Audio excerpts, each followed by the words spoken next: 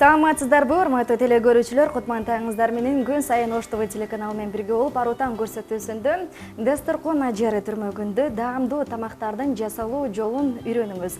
Бүгүнкү күндө дагы биз даамдуу болгон тамактын түрүн жасоого сиздерге жардамдашабыз. Албетте бизге жардамга Нурбек агабыз келди. Нурбек ага, анда бүгүнкү күндө биздин теле көрүүчүлөрүбүзгө кайсы тамактын жасалуу жолун үйрөтөсүз? Урматтуу теле көрүүчүлөр, биз азыр жарымды жасайбыз. Эт, курулган эт, оуш менен. Эт, малдын эти, чеснок, пияз, перец и капуста, и зелень. Биринчи плитаны жагабыз. Плитанын температурасы желательно 300 температурада болсо болот. Анан чеснокты алабыз. Бир чеснок кетет. Эң алгач ошол сарымсакты туурап алыш. Ооба, сарымсакты туурап алыш керек биринчи. Потому что бул аромат берет. Буну желательно күйгүзбөгөн аракет кылыш керек. Кичине май коябыз. Май койбосак болбойт. Биринчи анан чеснок салабыз биринчи. Кичине аромат бергенден кийин анан этти салабыз. Этти желательно каалагандай кылып турайсыңар. Узунча, салымча турасаңар болот. Биз эми өзүгө удобный кылып турган жерибиз.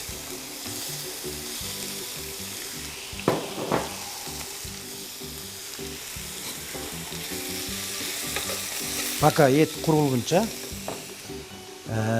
пияз турайбыз. Аркасынан перец балгачтын турайбыз. Желательно перецтин ортосун алып салганга аракет кылгыла. Ошо тамактын эмесин бузуп коет. Көркүн жок. Бунун ичиндеги перец ичине албасаңыз, сал көркүрүк берип коет. Перецтин өзүнүн кусун забип кылып коет. Буга желательно крупный соломка турайсыңар. Анан кийин капустанын желательно мынасын алып аласыз, көгүн. Бизге өзөгү керек. Капустанын ортосунан бир тартып аласыз, потому что бунун калың. Бизге өтө тез пишиш керек. Үй шартында жасаганга удобныйраак болуш керек.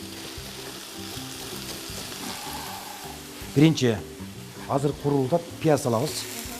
Пияз салып туруп аралаштырып алабыз. Өзүбүзгө удобный кылып аралаштырып алабыз. Аркасынан перец балгарчтын салабыз. Перец балгарчтын салабыз. Өтө эмеде пишиш керек.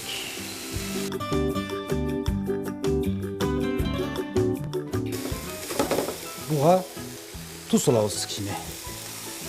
Желательно покус иштеткенге жакшы. Перец иштетебиз, дробленый перец желательно.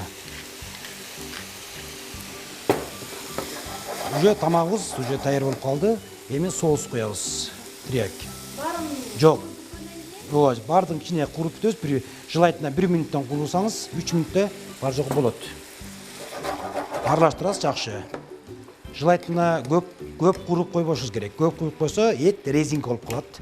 Оуш курулгандан кийин слишком эле мындай свежелик бербей калат.